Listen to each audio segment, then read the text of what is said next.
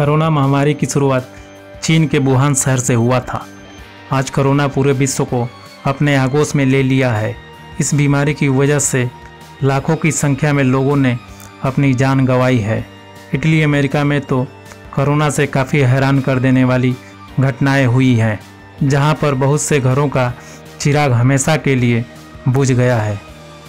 जब कोरोना ने भारत में दस्तक दिया तो उस समय यह कोई भी आकलन नहीं किया था कि इस बीमारी से देश में इतना बड़ा संकट आएगा। 100 सालों में यह पहला ऐसा वायरस है जो महज कुछ ही दिनों में पूरे विश्व को बर्बादी की भट्टी में झोंक दिया है।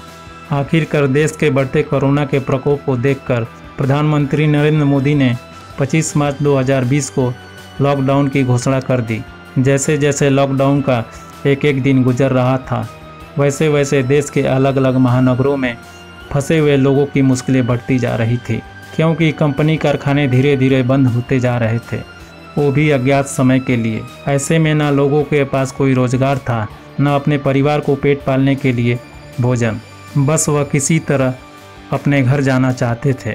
बहुत सारे लोग पैदल ही निकल पड़े थे अपने गांव के लिए। जैसे जैसे उनके कदम चिलचिलाती धूप में आगे बढ़ती जा रही थी, वैसे वैसे पेट की भूख ना चलने के लिए मजबूर कर रही थी।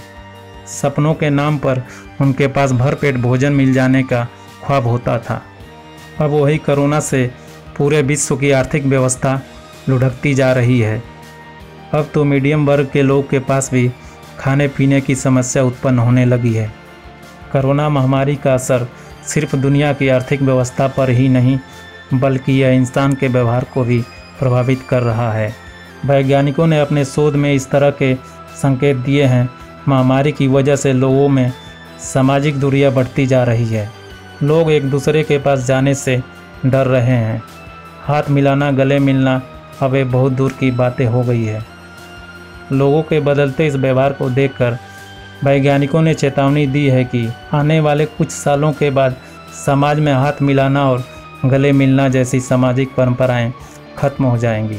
कोरोना काल में पूरी दुनिया को समझ आ चुका है कि अब हमें कोरोना के साथ ही जीना है।